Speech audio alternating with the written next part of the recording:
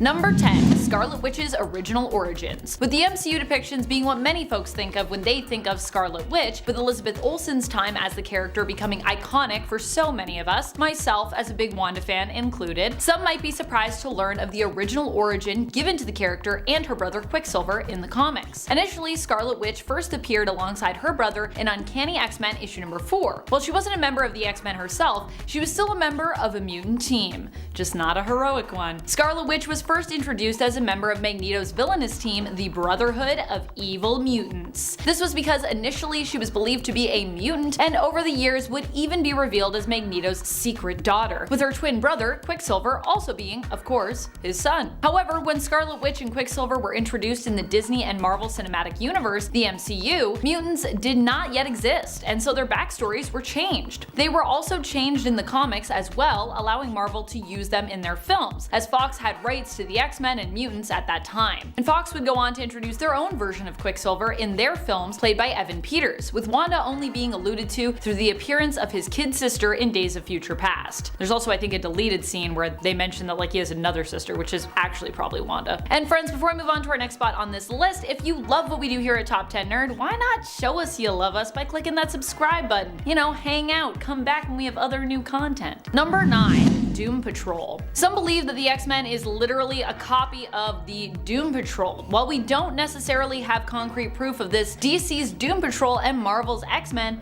do share a lot in common, admittedly, including the time that they were both released around. Marvel's X-Men first appeared in their own series in September of 1963, whereas DC's Doom Patrol first appeared in My Greatest Adventure in issue number 80 in June 1963. June, so a few months before. Both teams had older gentlemen guiding a group of eccentric youngsters with fascinating powers. Both of those mentors were also bound to wheelchairs. For DC, it was Niall Calder, known as the Chief. For Marvel, it was Charles Xavier, aka Professor X. Some believe the fact that both were released so close together means that it would be impossible for Marvel to have copied DC, because they would have already been working on that book at the time. But at the same time, the Marvel method, known for speeding up production times, may have made this actually possible. Add in the fact that much of what Marvel made was inspired by DC's works and characters and vice versa, and there were a lot of creatives moving back and forth between the two areas, and it goes from seeming somewhat unlikely to definitely a possibility, at least. Number 8. Scarlet Witch has never joined. Surprisingly, despite being first established as a mutant and Magneto's daughter, Scarlet Witch herself has never served on the X-Men team, or any X-Men adjacent team for that matter. The only mutant-based team she was ever a part of was the Brotherhood of Evil Mutants. After moving from reluctant villain to hero, Wanda instead joined up with the Avengers, also alongside her brother Quicksilver, who has also been a member of the Avengers team. While Quicksilver was never an X-Men team member either in the comics, he has been a member of a few different iterations of X-Factor. And in the X-Men films, he was granted membership to the mainstay team of X-Men, and is actually probably one of the most powerful members of that team, in my opinion. Number 7. Professor X is a creep. Don't believe me? Just go back and read or reread issue number 1 of X-Men. Yeah, while a lot of people might cite later issues from the Joss Whedon days of X-Men where Professor X's creepiness and darkness was really brought to light, I say this sense with Professor X, for me, actually started way back, as early as that issue number 1. What triggered the sense of ick? Professor X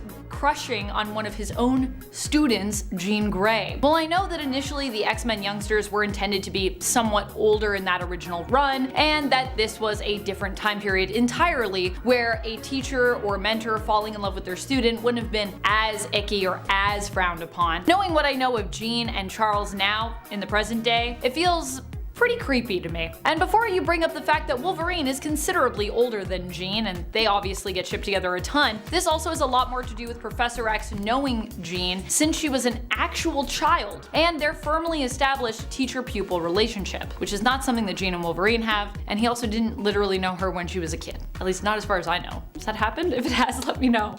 That would also be creepy though. Number 6. X-Factor. While today X-Factor has become more well known as being a mutant detective agency, this isn't actually how they started out at all. After the original team of X-Men had shifted in the 80s and 90s, introducing us to an all-new lineup, Marvel decided they also wanted to pay homage to the original roster by bringing the team back together. The problem was, they already had a popular X-Men team that had different yet extremely popular mutants as members. So instead of changing the roster, they simply introduced a secondary secondary one. To avoid confusion, this team would be known as X-Factor, which was basically just the original X-Men team returned, featuring Cyclops, Marvel Girl, Beast, Angel, and Iceman. It wasn't until much later that the X-Factor team would turn from simply OG X-Men to a detective agency with an entirely new roster of mutants. X-Factor initially was a government-funded team whose front was acting as mutant hunters, when in reality they would actually be tracking down new mutants, which they would then take in and train, because they themselves were mutants. But you know, shh, don't tell the government. Ooh. Number 5. Miss Marvel's secret origins.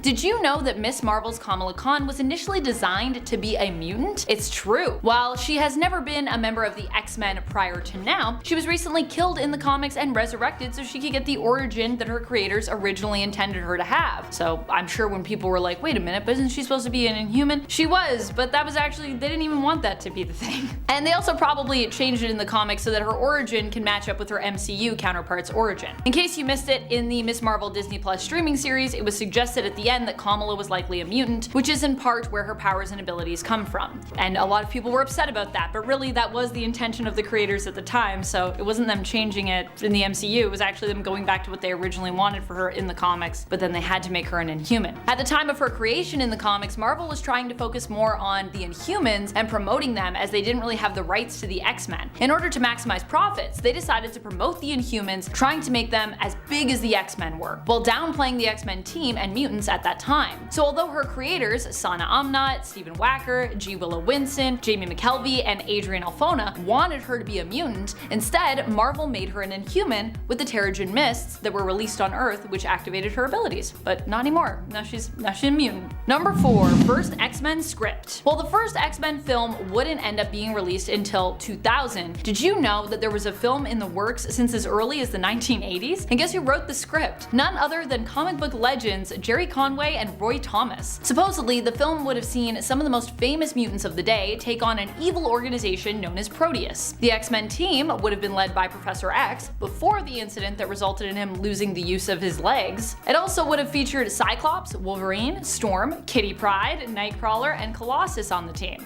Interesting. Kinda wanna read that script. Number 3. The first mutants. Do you know who the first real mutants are? Now, we're not talking about Namor the Submariner, first mutant to appear in Marvel Comics. Instead, we're going back in Marvel continuity history about 2 billion years ago into the past to the ancient mutant civilization of Threshold. In the beginning of the second volume of Marauders, we actually find out that the mutants of Threshold, known as the Enriched, were the first mutants. Even more intriguing, one of the lone survivors of the civilization was Okara, who would go on to become the ancient sentient mutant island known throughout mutant history. Number 2. Living Island. The island that the mutants currently live on, in fact, is Okara, or rather, a part of Okara. Okara actually split in twain later on to become 2 separate entities, Krakoa and Arakko. Krakoa ended up on Earth, while Arakko for a long while was confined to Otherworld, overrun by the demons of Amenth, while the mutants of Arakko tried to basically defend their land. That's right, it's not just an island in itself, but it's also literally a mutant. Well, a sentient mutant island, I guess. When establishing Krakoa, Professor X and Magneto recruited the help of Cypher, who was able to scout ahead to use his powers to communicate with Krakoa and see if they could come to some agreement in regards to the island becoming the home for the mutant nation that they were seeking to establish. Now, the talks were successful and the mutant nation of Krakoa was born, which is how we have it today. Number 1. Kevin Feige's secret cameo. Well, Kevin Feige might be best known now as the head of Marvel Studios. This wasn't always his role when it came to Marvel productions. Back when the X-Men films were really all we had for Marvel movies, before the days of the MCU, go back in time with me, Kevin Feige was actually an associate producer on X-Men. He even agreed to make a cameo in the film, so long as he was completely covered up. He didn't want anyone to know it was him. Because of this, he might be kinda hard to spot, but Feige described his background role as a Weapon X tech guy pulling Wolverine's claws out of the oven. So if you look out for that guy, you might just see him. I mean, you won't see him because he'll be completely covered, but that's him. Number 10. Origins. Why not start at the beginning? Let's do it. Ultimate James Howlett first appeared in Ultimate X-Men issue 1 back in 2001. Now, his combat days began as a paratrooper for the Canadian Army during World War II. He was part of the invasion of Sicily, and funny enough, that's actually where he met Private Nick Fury and Private Fisk. Now, Fisk got hit by a bullet, and then the 3 of them were all taken away. They were captured, even though James was from a different unit. He was from Canada. He just got roped into it. So that's where they all got put into the Weapon X complex and were under experimentation by Dr. Abraham Cornelius. Now, luckily, James got out of there. The other two, though, they were tested on to become this new Captain America. They were the test subjects of the new serum. But if you want to hear more of that Ultimate side, check out one of our playlists. We explain quite a bit of it. So yeah, in the Ultimates, Nick Fury is a super soldier. How cool is that? But Wolverine got out of there. He didn't want to be part of it. Well, he kind of got out of there. He got really, really close until a stray bullet hit him last second, and then everybody was in shock as he healed himself. So they dragged him right back in and they're like, well, we got to do some tests. What's going on here? So we got this mutant ability down the road, whereas main Wolverine was just born a mutant. So key difference right there. Number 9. Mutant Zero. So Dr. Cornelius was super into this guy, and then during these experiments, because obviously they wanted to pick him apart and see what the hell just happened, during these experiments they discovered this gene that when it's activated gives you superpowers, basically. So he came up with the term for them. He called them mutants, which is a great word, gotta admit. And James Howlett was mutant number 1. Well, actually, Mutant Zero was his term. Now, the genome was spread around the planet over time, causing a few more mutants to pop around, just a few of them. And also, those scientists who like to experiment on James and others, they got what was coming eventually. Because a mutant boy down the road had some Weapon X scientists as parents, and when he found out how they were treating James and others, well, he took out both of his parents and set James free. Yeah, that little boy was Magneto. The Ultimates are sick. And before we continue on with this list, if you want to go ahead and give this video a thumbs up, that would be really helpful for us. Or if you're feeling good today, maybe you want to hit that subscribe button. I mean, no pressure, but it's right there. Thank you so much. Let's get right back to the video. Number 8, Weapon X. So yeah, that whole thing with Eric was a big deal, but Wolverine was actually recaptured later on, this time by Colonel John Wraith, who was not fond of mutants at this point. There were a few of them and he was like, okay, this has gotten out of hand. And at this point, John was also the new head of the Weapon X program. So they wiped Wolverine's memory and gave him the name Logan. And this is where things got real for James, more real than before. This is when he was tortured. The other guy who was there, who was also getting tortured, his name was Victor Creed. And Victor was getting on his nerves the whole time. And this was when the adamantium was bonded to Logan's skeleton. So a lot of things happened during this time as well at Weapon X. So he was a mindless brute, and things took a turn one mission when he was deployed in the desert during the Gulf War. The truck got ambushed and Wolverine was let loose. This insane, mindless mutant weapon. No big deal at all. So he wiped out everybody. He took out every single member except for one guy, Nick Fury. He didn't take him out. He saved his life and carried him all the way to base because part of him still remembered meeting him early on in his life. Nick Fury actually recognized him as well and then came back later to set him free. What goes around comes around. Number 7.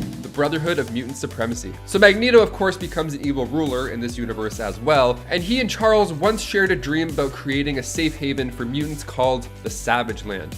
But a few arguments later and a pole in the spine, and now Charles is in a wheelchair, they're not talking anymore. So now Magneto is full-on villain and he creates this Brotherhood of Mutant Supremacy, and his first idea was to recruit Wolverine and attack the Pentagon. And that Savage Land ends up becoming the new evil headquarters, not a paradise. So Magneto wanted to take out Charles for good this time, not just paralyze him. He wanted him gone, so he sent Wolverine to get the job done. So Wolverine was undercover the entire time. Quicksilver actually almost blew it at one point, but Wolverine came through and impressed the X-Men. Number 6, joining the X-Men. So while he was in deep cover, Wolverine sparked up a romance with Jean Grey. Now he wanted to seal the deal, really make it look believable, so he went on with this fake romance. Thing is, Wolverine actually fell in love with her. Oops. Now Scott, aka Cyclops, was a little upset during this, and Magneto actually wanted Scott to be with Wanda. But Scott had other ideas. But Scott was actually undercover as well, so he was on the bad team and then Wolverine was on the good team. It was basically The Departed, but superheroes instead. The Jean and Wolverine affair gave Scott a reason to go and talk shop with Magneto. So he went in and then found out this plan, which was to wipe out Washington with Sentinels, and then the X-Men intervened and saved the president, who was naked at this time, just, because sure. And this is when Wolverine fully becomes an X-Men. He attacks Magneto, with Quicksilver even removing Magneto's helmet to make it easier for him.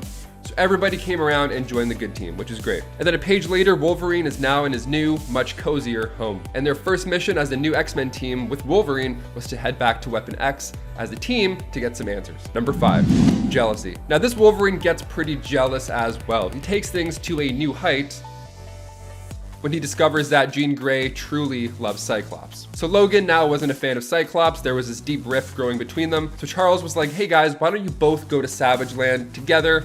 and work it out. You know, as dudes, couple dudes working it out. You can talk, throw rocks, whatever. They did not work it out. They got into a huge fight, and what happened really was Wolverine let Cyclops fall to his death in order to get Jean back. Cyclops survived because, you know, of course he did, and he exposed Wolverine to the crew, but Cyclops didn't blast him with his visions. No, he just blasted him with words. So he let Wolverine stay on the team, and this whole time Wolverine just sat and felt guilt.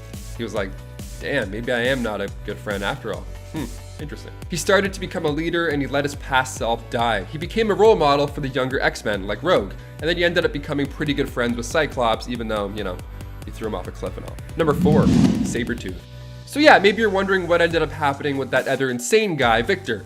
Well, when the team first went back to Weapon X, they came across Wraith and Sabretooth.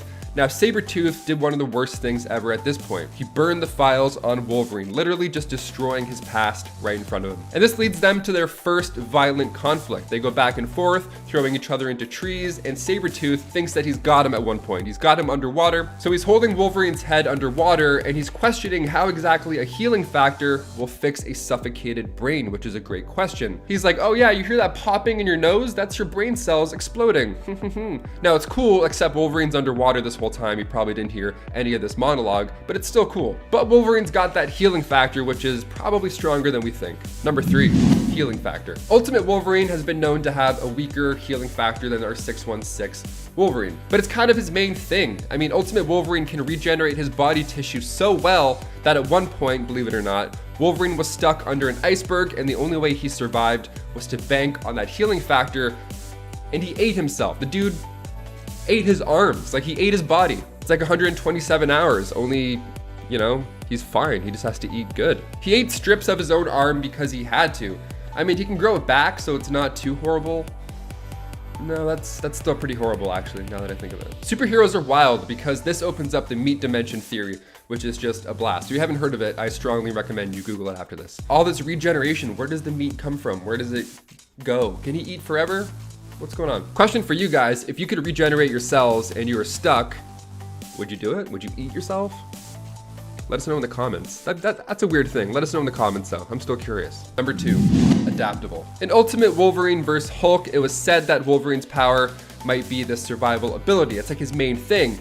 Because at one point his head gets clean off his body. It's just taken off, but he's still alive. And Nick Fury makes a good point here. He's like, well, if it was a healing factor, he would still be dead right about now because it's just his head. It still doesn't make any sense. But Ultimate Wolverine's head was alive and well. Now, without his lungs, he should not be able to breathe, but he adapted and started breathing through his skin. So he's adaptable in the most ultimate way. Number 1, combat. So the way he's able to fight off Sabretooth after being held underwater is just by going right in between the legs. He fights dirty, claws are out, he's doing what he has to be done. Wolverine says, hey, at least I have enough brain cells left to cover my family jewels in a fight. And I gotta tell you, that's a great call. Also, that's a great sentence to say right before you toss somebody off a cliff.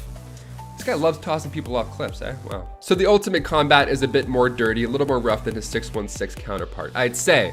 But that's because he kind of has to be, because his healing factor isn't as strong as a 616, and even his adamantium skeleton is not that helpful. Adamantium is weaker in the Ultimate Universe, fun fact. But even so, one time Magneto ripped his skeleton out of his skin and Wolverine had to regrow his entire body back.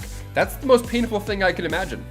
I still don't want that to happen, healing or not. I would fight dirty even if my bones were made of adamantium and even if my skin still came back out of nowhere. Number 10, fast food almost ruined 90s X-Men. What even is the title of this point? Well, it was the best way I could put it. It was revealed a while back that the 90s animated X-Men series that we all grew up knowing and loving, personally for me this was my buy-in to the X-Men and much of Marvel's superhero world, was almost cancelled because of an Australian fast food chain. No, I'm not joking. Apparently Marvel had negotiated a deal with them to do giveaways of toys for the X-Men series, but the contract also cemented that the toys would then have to appear in the show. However, the designs for these toys apparently were pretty terrible. Artist and producer Will Mineo told Marvel he would not put them in the show.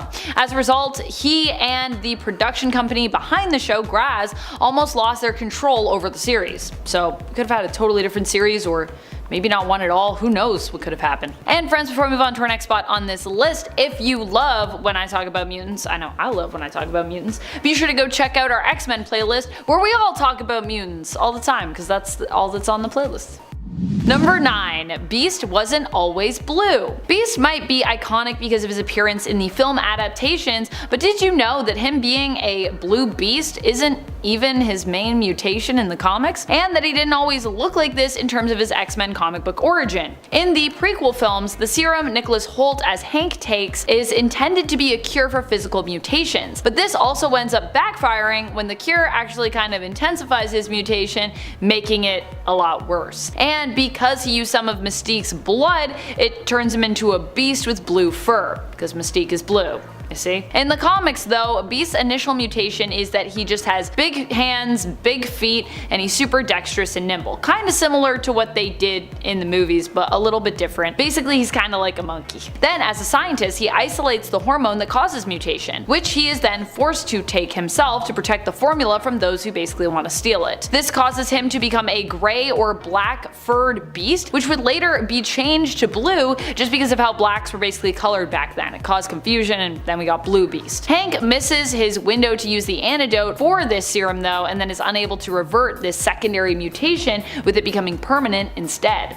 Number 8. Animated Beast appeared in live action. I just found this one out today, so I thought I would share it with you all. Did you know that the actor who voiced Beast played a truck driver in the bar where Wolverine meets Rogue in the first X-Men film? It's true! George Buza is the voice of Beast in the animated series, and he appears in this iconic scene. Also friends, I need to go back and watch the X-Men films. What is happening with this bar and the lighting in this scene? Why does it give me abandoned warehouse vibes? Was that intentional? Was that just how films were in the early 2000s and late 90s? I guess kind of, actually, stylistically. Number 7. Not very popular. While we typically celebrate the X-Men as one of the most popular hero groups of all time, I even said it in my intro, not everyone is actually a fan of them. In fact, in the comics, many people don't even like them. Despite being a superhero team, they have dealt with persecution from day one and still do even today, even in 2023. Even other heroes who they might call allies or friends at times have seemingly been absent when the mutants were being hunted or persecuted by others just for existing. So while here, in our reality, the X-Men are, the best, just know that in the comics, there are many on Earth who actually consider them more of a nuisance than J. Jonah Jameson considers Spider-Man a menace. That being said, JJ himself is actually oddly a supporter of mutants. He's a big supporter of just like civil rights in general. So while he might hate Spider-Man and many others on Earth are critical, jealous, or even just hate mutants, JJ himself actually fights for their rights, even at the risk of making himself and the Daily Bugle a target of the many mutant hate groups out there. And trust me, there's a lot. Number 6. New Mutants. You may have heard about the New Mutants. They had a film and everything. Oh, sure, it wasn't like the greatest film out there, and sure, Disney seemed to kind of want to bury said film after their merger with Fox, with New Mutants being the last film under the Fox X-Men franchise umbrella, but it happened, and there was actually quite a few things I actually liked about that film. The New Mutants in the comics basically took over the role of what the original X-Men had been like. Initially, the X-Men were just a group of teens trying to figure out their powers while fighting baddies, and the New Mutants were basically like the fresh blood for the superhero mutants, the new younger recruits coming in after the original X-Men had basically like grown up. Well, that was back in like the 80s, and now it's 2023, so the New Mutants aren't quite so new or young anymore. They themselves have grown up, which allowed us to pave the way for the New Mutants. As such, the recent New Mutant series focused instead on the older classic New Mutants who operated both internationally and intergalactically, and then the younger New Mutants who basically stayed based on Krakoa. So now we actually have a new group of New Mutants, but we also have the old New Mutants as well. Are you confused yet?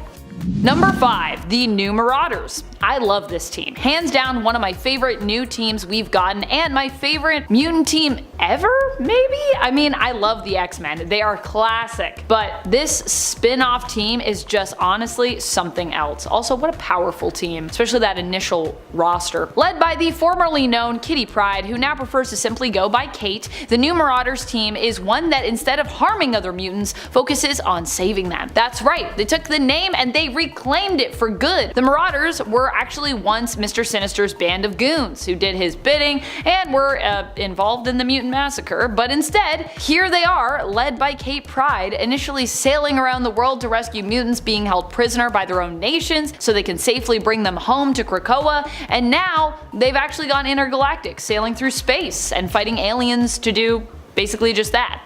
Number 4. The Limbo Embassy. Dark Web was a weird time, and to really highlight how weird that event was, I have an update for you. So, Madeline Pryor, the Goblin Queen, one of my favorite tragic mutant characters and X-Men villains of all time, recently turned over a new leaf. During Dark Web, she wanted Jean's memories of her son, baby Christopher, aka Nathan Christopher Summers, aka Cable as most people know him, as she felt she had missed out on his upbringing, which honestly she did, so I understand why she'd want that. What did she do to get these memories? Well, she ended up taking over Limbo from Magic under apparently the guise of being good, though in the New Mutant series this actually seems to have been written more as a genuine turning point for Maddie, but never mind. And then once again she unleashed a demon army on New York, because it worked so well the last time, Maddie. In the end, Jean gave her the memories she wanted without hassle willingly, turning Maddie firmly to the good side with her becoming the ally of the X-Men. Because, you know, she was like, oh, you just would have just given them to me and I could have just asked you, and actually you helped me to get resurrected. Oh, okay. Maybe we should just be friends. And in the aftermath of Dark Web, we were left with a weird gift to New York from Maddie's Limbo, the Limbo Embassy, which also happens to be where Ben Reilly's villainous Chasm is being held prisoner after he and Janine as Hallows Eve attempted to usurp Madeline as ruler of Limbo. Yeah, that's a weird thing. That's gotta be a weird thing on like the New York landscape, you know? It's just a big demon tower. Like, wow, alright. Number 3. Magneto once led the team. Or rather, ran the school and led a team. When Professor X went to space to go be with his Shi'ar waifu, Lilandra, Empress of the Shi'ar, who had space medical treatments that Professor X needed to live at the time, Magneto took over for him. While many people think of Magneto as a straight-up X-Men villain who is sometimes an ally of Professor X's because of their long-standing history in the films, in the comics he's not only been an ally, but he's also at this point been an anti-hero, straight-up hero, and even team leader on the side of good. In fact, if you saw the Magneto miniseries that was announced and is expected to release in August, this is actually a retrospective series that takes us back to his time as headmaster of the school and leader of the New Mutants team, which I think is pretty cool. I don't think a lot of people know this about Magneto.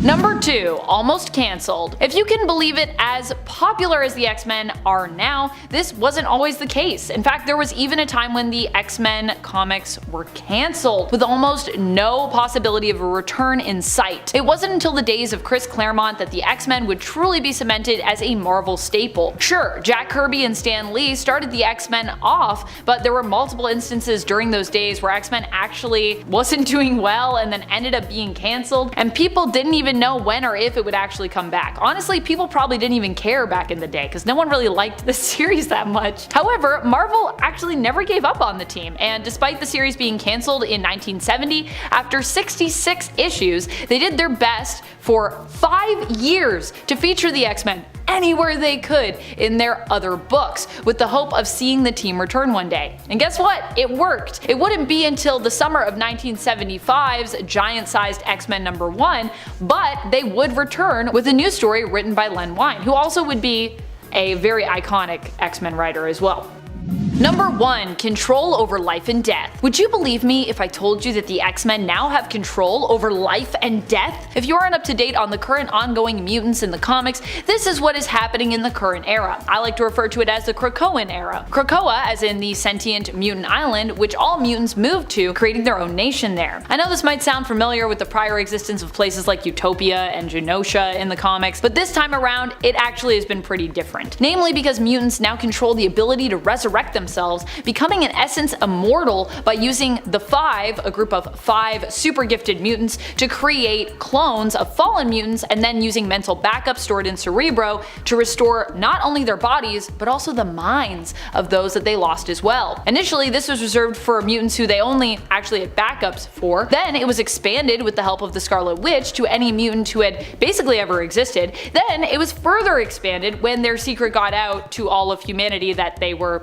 resurrecting themselves, with them even bringing back other non-mutant heroes like Captain America during the AXE Judgment Day event. And after that they were like, well, I guess we gotta start bringing some people back, so we'll make a thing for that. Gene, you're in charge. Number 10. Nick Fury's casting in the films. One of the most interesting facts for me when it comes to the Avengers in regards to the films is the fact that Samuel L. Jackson was actually cast as part of a deal he made with Marvel in regards to them using his likeness in their Ultimate line without actually first asking him. That's right, they borrowed Jackson's likeness for their Ultimate version of Nick Fury of Earth 1610. This version of Fury actually became so popular that he was later incorporated into the main comic book line, with Earth 616 getting Nick Fury Jr., who looks quite similar to the Ultimate version of the character. When Samuel L. Jackson found out about Marvel using his likeness for Nick Fury, he got in contact and basically made a deal with them that he would get to portray the character on the big screen when that day came. And that's exactly what happened, with Nick Fury being the one responsible for bringing the team together in the cinematic universe. Number 9. Avengers Mountain. It's really sneaky of the Avengers to call their new HQ Avengers Mountain, because that thing ain't a mountain at all. It's a 2,000-foot tall corpse of a space god called the Celestial. Specifically, this Celestial is known as the Progenitor, and it came to Earth 4 billion years ago. They took that sucker's body and converted it into their home base with living quarters for each member of the team, a gym, a laboratory, and docks for ships. It's creepy as hell, and just to prove that point, they connected every quote floor in the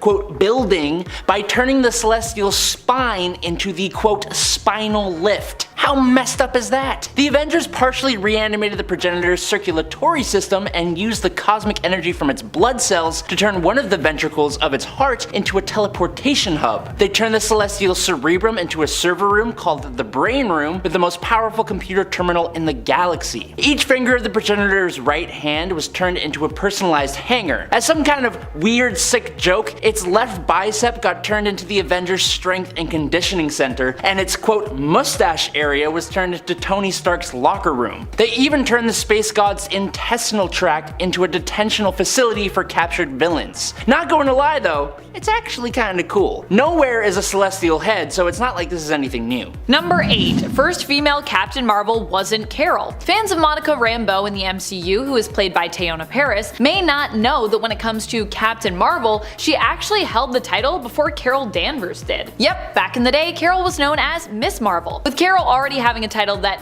was inspired by her role model, the Kree hero Captain Marvel, Monica ended taking up that name for herself. She only kept it for a little while though, as then Mar-Vell's son showed up and wanted to use it, with her taking the name of Photon afterwards. Then moving on to my least favorite of her codenames, Pulsar, before settling on Spectrum back in 2013 in the comics. And she's been Spectrum pretty much ever since, though honestly I still really love the name Photon for her. Monica initially took the name of Captain Marvel back in the early 80s, and Carol actually wouldn't use that name until 2012. Also, if you're wondering why this is an Avengers fact, in case you didn't already know, Monica Rambeau actually is part of the Avengers in the comics. Number 7. Daredevil delay. If not for a delay in sending Daredevil #1 to the printer, the Avengers might never have existed. According to Marvel's Senior Vice President of Publishing, Tom Brevoort, when the publisher realized that the first issue of Daredevil wasn't going to be ready in time for its scheduled print run, a mild panic set in, and Stan Lee proposed the idea of bringing a bunch of existing Marvel characters together to form a team similar to something like DC's Justice League of America. Since the characters are all established already, putting them into a team would get rid of the need to create complicated origin stories for the individual members, and the team could just jump right into whatever conflict the creators could come up with on short notice, which happened to be facing the trickster god Loki. The pair brainstormed for a while and came up with the Avengers, and then hastily put together the first issue and sent it off to the printer, and boom! The Avengers were born, with the Wasp coming up with their name. And then...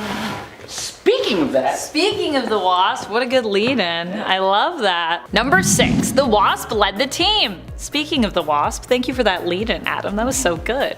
Did you plan that? I did. Oh my gosh, so good! Although Janet Van Dyne hasn't been on the front lines lately when it comes to the Avengers team, did you know that she was not only one of the founding members of that team, but even their leader for a time? It's true. Honestly, I'd kind of love it if they brought back Jan to lead the team in some capacity. I feel like she just hasn't been doing that much of late, outside, sharing a miniseries with her adopted stepdaughter, who's also now the the Wasp as well, Nadia. I heard that series was actually really great, by the way. I still need to read it. However, I feel like we could definitely use a return to the time when Janet was more well known and more prominent in the comics. Janet led the team for just over 60 issues, from issue 217 to issue 278 throughout the 1980s. Following her time as a leader, she left to join the West Coast Avengers for a while, becoming a permanent member of that team for a time. Also, what is it with the 1980s right now and Marvel Comics? I feel like I'm kind of obsessed with that era. I feel like I always go through phases where I like focus on specific eras. Yeah. Number 5. Blueberry? The MCU's Iron Man is known for his confidence, heroic tendencies, inventions, jokes, and just being the guy who started it all, really. But another defining characteristic of Robert Downey Jr.'s Tony Stark portrayal is how much he eats. Like, he is pretty much always eating. Some of Iron Man's most memorable moments in the MCU involve him eating food, but that wasn't planned. It ain't in the script. Tony's eating habits developed during the movies as a result of Robert Downey Jr. being hungry. Robert often brings his own food to set and hides it all so that he can eat during different scenes. This is kind of done out of necessity, as the demands of being a leading man often mean a grueling work schedule without major breaks. So instead of skipping meals or not eating all day, Downey often just eats during his scenes, which meant having Iron Man always eating in the MCU. That's why in the first Avengers movie, everyone remembers him walking around antagonizing Cap and making nice with Banner while wielding a shiny bag of blueberries, offering them to those who agree with him and denying them from those who opposed him with pretty great effectiveness. Number 4. The most fantastic members. If you've ever wondered how separate the Avengers and the Fantastic Four are kept in the comics, the answer is,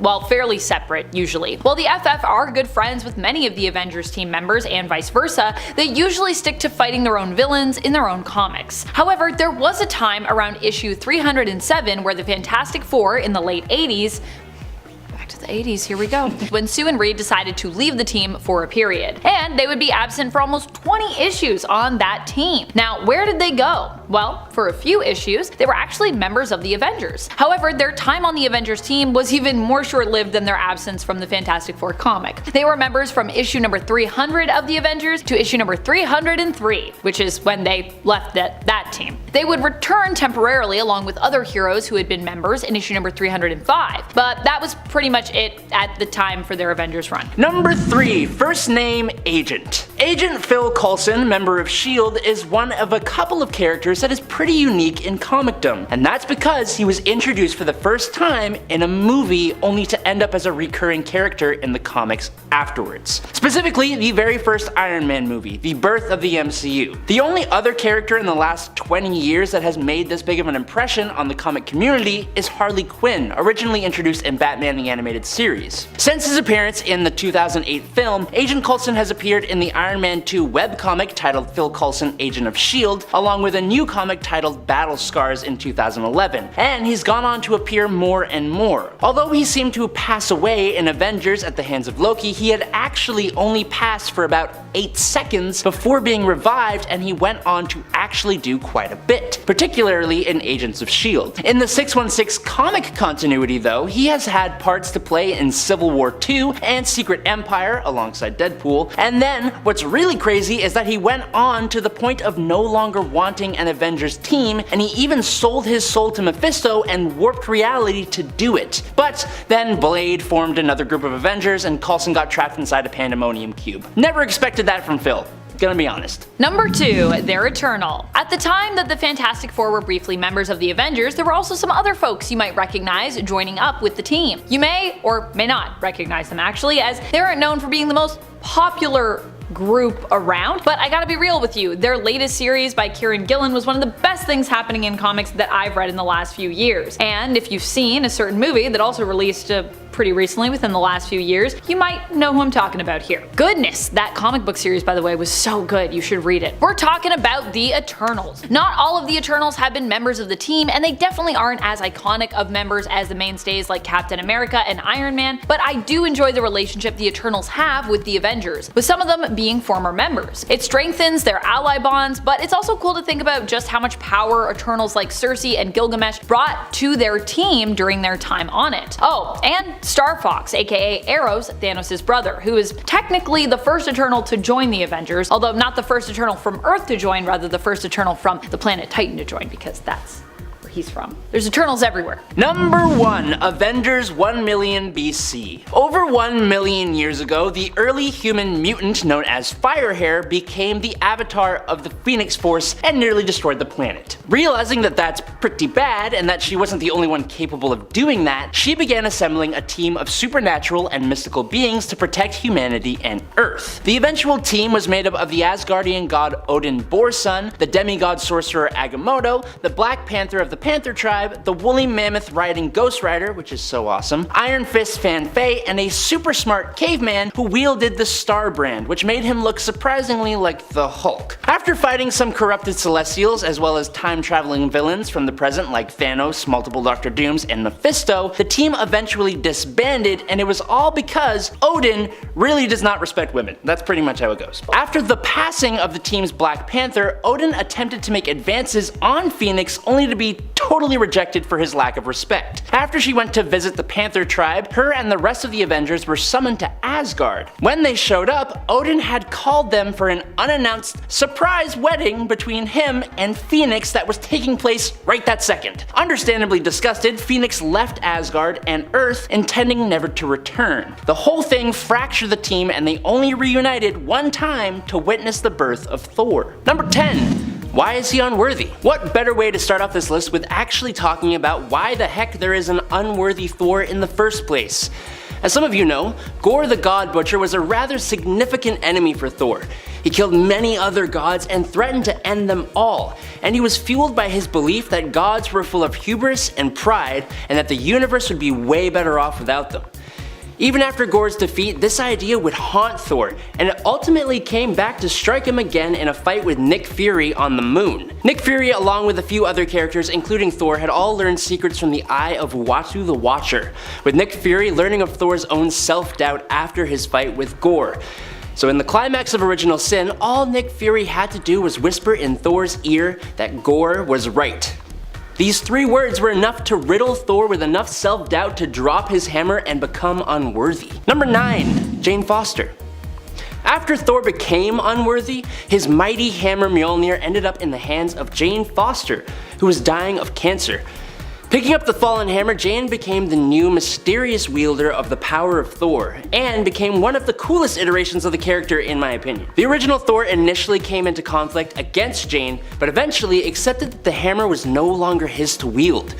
He believed himself unworthy of his own name, which to him was more of a title. He passed the title of Thor off to Jane Foster, not exactly knowing who she was, and decided to go only by his surname. Number 8.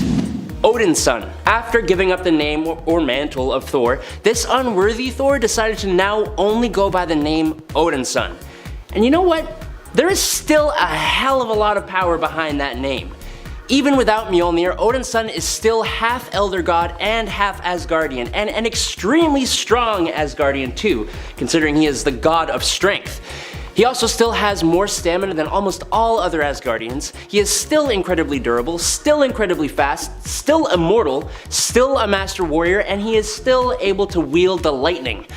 Beyond that, he has the help of his allies who he has gained over the thousands of years he's been alive. He also has an incredibly cool looking black Uru arm after Malekith cut off his normal arm. Oh, and he wields a weapon he is still all too familiar with. Number 7. Jarnbjorn. Jarnbjorn was the dwarven forged battle axe composed of Asgardian steel and created for Rana, one of the original members of the Valkyrie. After she mysteriously disappeared, having been assimilated by the Headless Celestial, Jarnbjorn was stored in Asgard's armory and eventually taken up by the younger Thor a long time before he was ever able to wield the mighty Mjolnir. Eventually, after a lot of stuff involving Celestials, King the Conqueror, and the Apocalypse Twins, Jarnbjorn was replaced in the Asgardian armory. When Thor could no longer wield Mjolnir after his battle with Nick Fury on the moon, Thor took up Jarnbjorn once again. While fighting Malekith and a force of frost giants under the sea, Malekith took Jarnbjorn from Thor and used it to cut off his left arm. Odinson is a weapons master, familiar with every Asgardian weapon, but when he becomes unworthy, it makes sense that he would go back to wielding this awesome axe that was his faithful weapon in his youth. Number 6. Toothgnasher. When Thor became unworthy to wield Mjolnir, he also lost the powers it bestowed on him, including flight. As such, he needs a bit of help from time to time. While he has many friends and allies across the universe, everyone knows that a boy's strongest connection is with his giant Asgardian pet goat. Toothgnasher is one of a pair of goats that are pets to Thor and who, in the mythology, would help pull Thor's chariot. In the unworthy Thor story, his one goat, Toothgnasher, is Odinson's companion, mainly used to help Thor travel through space and fly to where he needs to go.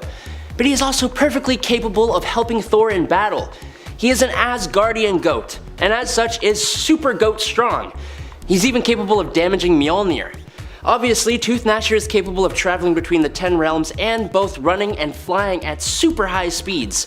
And we love this awesome space goat, yes we do. Number 5. His quest? In the unworthy Thor story that was Odinson's main solo Marvel run, we learn that the hammer of Ultimate Thor had survived the incursions and traveled through universes to eventually land in the 616 Reality's Asgard realm, which is currently in ruins. Odinson learns that the whole ruined realm of Asgard has been taken by an elder of the universe, the Collector, who is trying to wield the hammer for himself, but he is unworthy. Obviously. Odinson travels to the Collector's ship and battles furiously against the Collector and some of Thanos' Black Order, mainly Proxima Midnight and Black Swan, and a mysterious third character. While Odinson is worthy of this ultimate hammer, this is not his hammer. And after using lightning to defeat the villainous forces, he decides to bring Asgard back where it belongs and leaves the Ultimate Thor's hammer here, where a certain somebody wields it to become War Thor. Number 4. Beta Ray Bill. Almost as if the unworthy Thor story is a greatest hits, a lot of the best and favorite Thor characters show up here. One that everybody loves to see is the last existing Corbinite and wielder of Stormbreaker, Odinson's worthy brother, Beta Ray Bill. Beta Ray Bill first showed up way back in Thor number 333 in August of 1983, and he was the first character to ever be worthy of wielding the hammer of Mjolnir, as far as I'm aware. Bill meets up with Odinson when he discovers that Asgard is no longer where it should be and has been taken by the Collector, and he fights alongside Odinson to both help return Asgard and to help Thor wield his new hammer. Beta Ray Bill is an amazing character. He is crazy powerful, and while not native to Asgard, he is loyal to both Odin and Thor, even offering up Stormbreaker to Odinson when he realized he had become unworthy. A better friend you'll be hard pressed to find. Number 3. Mangog. Sometime after the events of Unworthy Thor and after Jane Foster Thor had been challenged by the Shi'ar gods, the Mangog, one of the most powerful entities in all of Marvel Comics, was released and resurfaced, attacking War Thor when he reclaimed the Ultimate Universe Mjolnir. When Asgardia's Watcher, Heimdall, lowered his head for a moment, Mangog attacked with blinding speed and fury. All the defenders of Asgardia tried their best to defend their home. Odinson stood by his father's side, but they failed to stop this creature. Odinson assisted Jane Foster Thor in fighting the monster while his people evacuated Asgardia. In order to put an end to the Mangog, Jane fastened it to Mjolnir with an unbreakable chain and hurled them into the sun. Since his action resulted in Mjolnir's destruction, Jane returned to her human form and passed away due to her cancer. Number 2. Thor again? Unwilling to let Jane go after she passed, Odinson attempted to channel the god Tempest to use its power to revive her. Odin joined him too, since he had seen the hesitation within Jane's own soul at the gates of the afterlife, and they were successful in bringing her back. With the destruction of Mjolnir and her inability to continue as Thor, Jane convinced Odinson to rise up again and reclaim his name and identity. Odinson finally became Thor again, but alas, he still did not have his mighty hammer. Not that he needs it to be the amazing character we all know he is, but still. Number 1. Worthy again. In order to find a way to overcome the returned Malekith, Thor nailed himself to Yggdrasil, the world tree, which had taken root in the sun. Because that makes sense. After sacrificing his left eye and the last shards of Mjolnir in his possession, Thor figured to recruit his older and younger selves, the ones that he had defeated Gore the God Butcher with. The three of them were joined by Jane Foster, who had temporarily returned to her Thor form by the rebuilt hammer of the War Thor. During battle against Malekith, who had empowered himself with the Venom symbiote, the god Tempest manifested in the sun and Thor commanded it from Earth to reforge Mjolnir, in an extremely awesome moment. The hammer came down and landed right in front of Thor Odinson, and he, having realized that his struggle to become worthy in itself was what made him worthy, picked up his hammer. Thor used Mjolnir to deliver the final blow that defeated Malekith. After this awesome heroic act, Odin stepped down as Asgardia's Allfather and appointed Thor as the new Allfather of Asgardia. At number 10 are the total personality resets that take place to both turn Tony Stark inverted and to turn him back to normal. The first inversion happens in 2015's Avengers and X-Men's Axis number 9 when a magical spell changes Tony Stark's personality and turns him into a darker version of himself, which then becomes Superior Iron Man. He has all his worst traits brought to the forefront and acts on all of them basically right away. The other personality change that takes place comes right after Superior Iron Man's story ends. This version of the character only really gets 9 issues before he's turned back to normal in the Secret Wars storyline. And although, spoiler alert, he seems to die at the end of the 9-issue run, this is still an unusually abrupt shift that takes place with Tony Stark appearing as normal again in Secret Wars. This may be a sign that the writers had some issues finding a way to transition Iron Man out of this phase, but although it does make sense that this might be a tough thing to do properly, the way he kinda just goes back to normal after everything he did in those 9 issues, it's a little jarring. At number 9 is that Superior Iron Man makes serious efforts to purchase a media conglomerate. After selling a dangerous weapon to international buyers and making billions of dollars, he decides that his next move will be to try and control how the public views him. Although the deal doesn't actually go through, this effort just shows how different this version of Tony Stark is from the one we're used to. He's still just as smart, but he's more willing to take major risks and hurt people in the process. He's so driven to make this purchase go through that he actually offers double what the company is worth to ensure that he can carry out his plans. And if he had gotten control of the media empire, his ultimate plan would probably have gone through in the end. Already having control over the masses using the Extremis virus, imagine how airtight his plan would be if he also had their opinions in the palm of his hand. Luckily, the plan doesn't go through, but it's close. And that is one of the things that makes this version of Tony Stark so terrifying. He's still a relatively personable character who's good at masking his intentions. So him trying to make this purchase and getting so close to actually closing the deal shows how quickly people are ready to allow a dangerous criminal to carry out his evil plans. At number 8 is the fact that Superior Iron Man releases a popular free app to the public, which actually turns out to be a virus called the Extremis 3.0. Tony Stark's first move after his personality is inverted is that he moves to San Francisco and develops an app that he then uses to try and control the masses. The app itself is so powerful and addictive that it becomes one of the most popular apps in the world very fast, with the app starting as a free service and the effects being that it offers people beauty, intelligence, and good health. It's no wonder why it gets so popular so fast. But the catch is that the app is only free for the first day, before you're obligated to pay $100 a day to keep it going. This is speculated to be a metaphor for modern mobile phone technology and the way that the public gets obsessed with it. It may even be a metaphor for the evils behind some social media developers not having the foresight to see the detrimental effects their technology has on its users. At number 7 is that Superior Iron Man actually turns Alcatraz into his own evil lair. After Tony Stark moves to the West Coast, the app isn't the only thing he creates to get himself more power in the city. He also makes the decision that he wants to settle down and buy some property to help strike up business with other investors. But this version of Stark decides it's more his style to buy a place that's right out in the open. So out in the open that it actually takes up a whole island, Alcatraz Island. And if you're not familiar with what Alcatraz Island is, it's right off the coast of San Francisco in complete view of everyone living in the city. And Stark doesn't keep his new structure humble or hidden by any means at all. He builds an enormous secret lair that he calls Stark Island, sort of like a classic evil lair that a villain from a James Bond movie would work out of. And although it's all done legally as far as we can tell, this is just another example of Superior Iron Man's grandiosity and arrogance as a villain. At number 6 is that Superior Iron Man develops a whole new armor called the Endo-Sym armor Model 50. If you know about this suit of armor, you'd know that it's considered one of the most powerful out of all Iron Man's suits.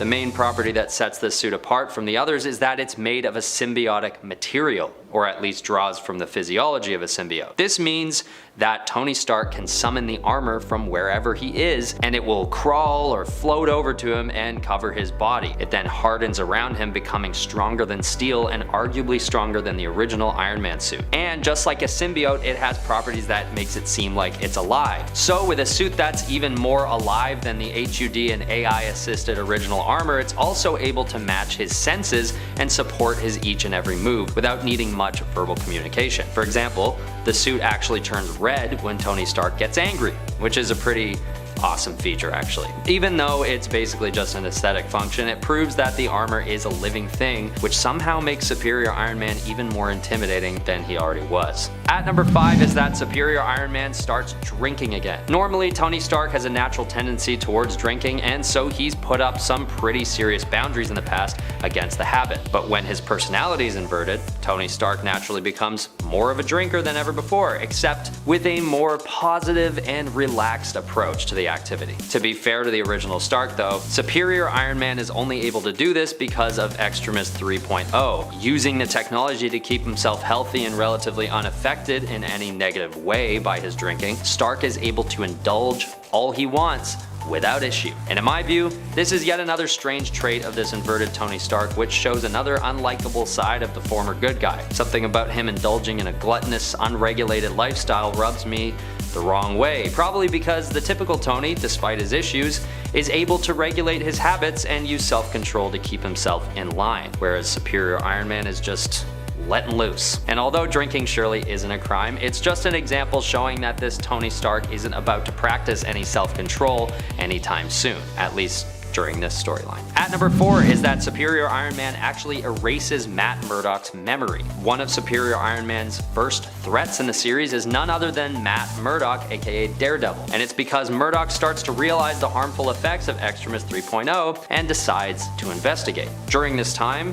Daredevil occupies San Francisco as well, so this issue is all around him at all times during this storyline, and he has a hard time not noticing it. But what he finds even more disturbing is that Stark has actually been forcing the virus into people without their consent, and he's doing this through the water supply. So Daredevil does all he can think to do and fights Tony before threatening to tell everyone unless Stark stops what he's up to. But this is a big mistake because Stark instead immobilizes Murdock with his Endo-Sym armor and wipes his memory from the last few days. And although this is a very petty move, it does work and pretty much neutralizes Murdock's motives to take down Stark's plans. If you know the comics, you know that mind wiping is known as a pretty awful thing to do to someone, even for the worst villains. So this is a pretty nasty move by this version of Stark, who isn't even yet showing his worst side here. At number 3 is the Iron Sight program that Superior Iron Man puts in place in the city of San Francisco. When his own app coerces people into spending ridiculous sums of money per day, they start to resort to violence and other crimes to afford the service. And instead of discontinuing his app for the greater good of society, he instead develops a whole program to monitor and control the masses that he calls the Iron Sight program, which is basically a giant fleet of drones flying around San Francisco, watching people and ensuring that they're all staying in line. This would include keeping crimes down, but also monitoring internet searches and other intrusive initiatives like that. It gets to the point where basically anyone with a device finds themselves constantly accompanied by an Iron Sight drone wherever they are. This shows another side to Superior Iron Man and the lengths he will go to have complete control and total autonomous power over the people of San Francisco. At number 2 is that Superior Iron Man actually restores Daredevil's vision. After he's confronted about the evil motivations behind the Extremis virus, Tony Stark decides he wants to show off the power of the virus to convince Daredevil of its efficacy. But he does it in a really vindictive and manipulative way. Daredevil accuses him of playing God, so Stark responds by saying that he's actually just playing human, and uses the virus to restore Matt Murdock's sight. This understandably overwhelms the typically blind hero and shows how much power Stark has actually amassed since being inverted during the Axis storyline. But this way of displaying his power is pretty shocking and arguably pretty cruel as well, especially considering Daredevil's sight is once again taken away once the effects of the virus wear off. The normal Tony Stark would never have shown off his power in this way. Well, he also wouldn't have developed such a dangerous and nefarious technology in the first place. But still, this act is pretty wild and something that people often overlook the significance of. At number 1 is that Superior Iron Man actually fights Captain America. This fight is definitely more well known in the context of top Superior Iron Man facts, but it's important to mention and put right at the top of the list because those who don't know about this battle need to know how crazy it was. Because this fight is arguably even more epic than when the two fight during the Civil War storyline. All of the buildup of Superior Iron Man becoming evil comes to an epic climax in issue 44 of Avengers, which is when this event takes place. It's also, spoiler alert, the last issue that we see Superior Iron Man in, because he actually dies at the end of the battle. Although Captain America doesn't really take the win either, they both die in a helicarrier crash. But as sad as that is, this is probably the only way Superior Iron Man's reign could have come to an end, with the only other person who knows Tony Stark as well as he knows himself taking him down for good. It's hard to say if without this intervention that Superior Iron Man would have ever concluded his tyrannical tirade, but it's good that Cap stepped in to put a stop to it just in case, thus capping off the short run of Superior Iron Man as a fun and suspense-filled storyline.